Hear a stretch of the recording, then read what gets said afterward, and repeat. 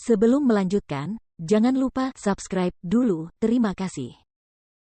Bab 175, Sekte 9 Kaisar. Itulah Jian Wushuang, jenius terbaik dan tak tertandingi di daftar naga bumi.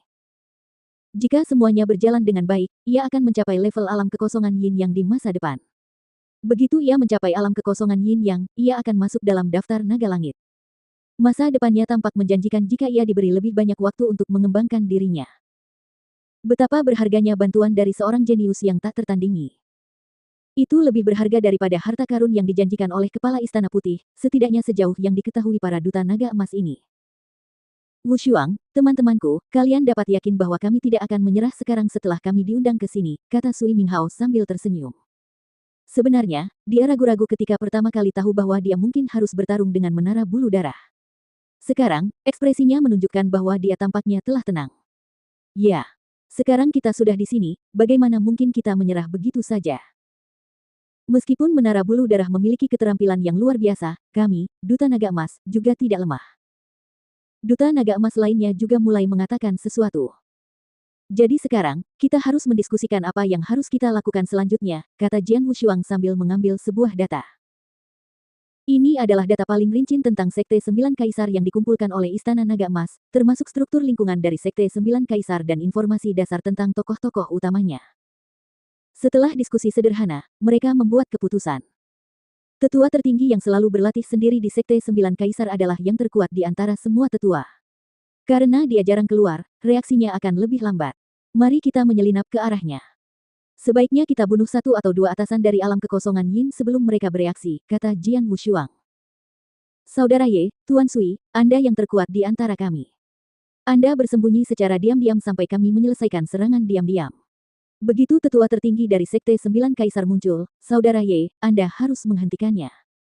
Tuan Sui akan terus bersembunyi, untuk berjaga-jaga jika bala bantuan dibutuhkan. Bagaimanapun, beberapa ahli dari Menara Bulu Darah kemungkinan besar bersembunyi di sini, kita harus melakukan sesuatu untuk menjaga kita tetap aman. Mengerti. 7 Duta Naga Emas, Yang Zexuan, dan Surou setuju dengannya. Begitu mereka memutuskan strategi, mereka mengambil tindakan. Sekte 9 Kaisar memiliki banyak pengikut. Di sekte tersebut, ada suasana yang riuh di mana-mana. Ada sebuah halaman di dekat tembok gunung Sekte 9 Kaisar, di mana perimeternya dijaga ketat. Hanya para pemimpin dari inti Sekte 9 Kaisar yang memenuhi syarat untuk memasuki tempat ini. Pada saat ini, seorang pemuda berjubah elegan mengacungkan pedang panjangnya di tengah halaman ini. Gerakannya terus-menerus, menyebabkan cahaya terpantul dari bilah pedang dan menunjukkan kekuatan yang luar biasa. Pemuda itu menggunakan esensi pedang api mengamuk. Pemahamannya terhadap esensi ini menunjukkan bahwa keterampilannya cukup hebat untuk menantang gerbang naga tingkat ke-7. Selain kultivasi kekuatan spiritual alam inti emas luar biasa, kekuatannya yang sebenarnya sebanding dengan pembangkit tenaga listrik daftar naga bumi. Tiba-tiba pemuda itu menghunus pedangnya dengan kuat ke arah sebuah tiang kayu yang ditancapkan di halaman. Retakan. Tiang kayu yang tampaknya kokoh itu hancur seketika dan serpihan kayunya berterbangan ke segala arah. Melihat hancurnya tiang kayu itu, pemuda itu tampak murung. Jika dia benar-benar menguasai keterampilan itu, tiang pancang itu seharusnya terbelah menjadi dua bagian dengan rapi, bukannya hancur berkeping-keping. Jelas, dia masih harus menempuh jalan panjang sebelum benar-benar menguasai keterampilan itu. Brengsek. Aku sudah menghabiskan lebih dari setengah bulan untuk ini, tetapi tidak ada kemajuan. Kakek tua, apakah kau benar-benar mengajariku atau kau sengaja menipuku? Teriak pemuda itu. Yang disebut Gezer adalah lelaki berambut putih yang duduk di bangku batu, minum sendirian. Pria berambut putih ini tidak setua itu dalam hal usia biologis, bahkan dia sudah setengah baya. Namun, dia memiliki rambut putih yang acak-acakan dan wajah yang dipenuhi kerutan dalam yang melankolis. Ditambah dengan jenggotnya, orang-orang akan mengira dia seorang pria tua pada pandangan pertama. Dia memegang kendi dengan tangan kanannya yang penuh kapalan. Ini menunjukkan bahwa dia telah menggunakan pedang itu dalam waktu yang lama. Ada pedang kayu di atas meja batu di depannya. Mendengar ucapan pemuda berwajah dingin itu, lelaki berambut putih itu menatapnya dengan mata gelap dan berkata dengan suara dingin, karena kamu terlalu bodoh. Bodoh. Pemuda berwajah dingin itu marah.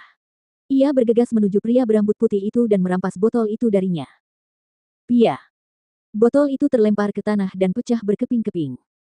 Pemuda berwajah dingin itu menunjuk ke arah pria berambut putih dan berteriak, kakek, ingat di mana kau sekarang. Aku peringatkan kau, jika kau menyembunyikan sesuatu saat kau mengajariku ilmu pedang, kau tidak akan pernah mendapatkan hari yang baik. Meskipun pria berambut putih itu sedikit mengernyit saat mendengar kata-kata itu, matanya tetap menatap dingin. Dia mengambil botol lain dengan tangannya dan terus minum. Dia tidak berminat untuk berbicara dengannya lagi. Pemuda yang dingin itu menjadi semakin marah dan berteriak, "Kau, orang tua!" Pada saat ini, Chang Feng. Tiba-tiba terdengar suara dan kemudian seorang tetua berjubah abu-abu berjalan perlahan ke halaman. "Ayah," kata pemuda dingin itu dengan hormat.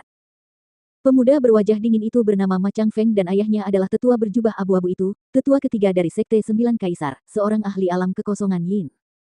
Meskipun Ma Qinghai hanya berada di level alam kekosongan Yin awal, statusnya sangat dihormati di Sekte Sembilan Kaisar.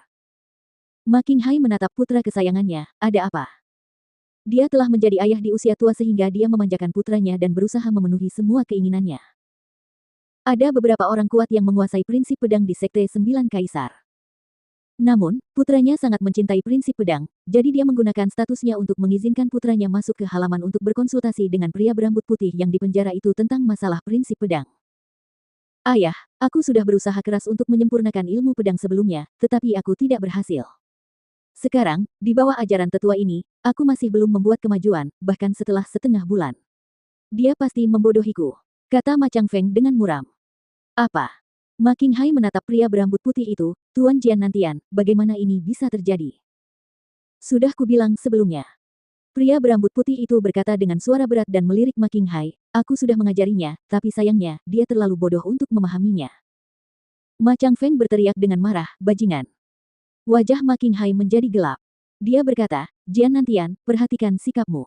Kamu hanya perlu melakukan apa yang diminta anakku. Kamu tidak boleh mengeluh, atau kamu akan menderita bubuk pelarut tulang lagi."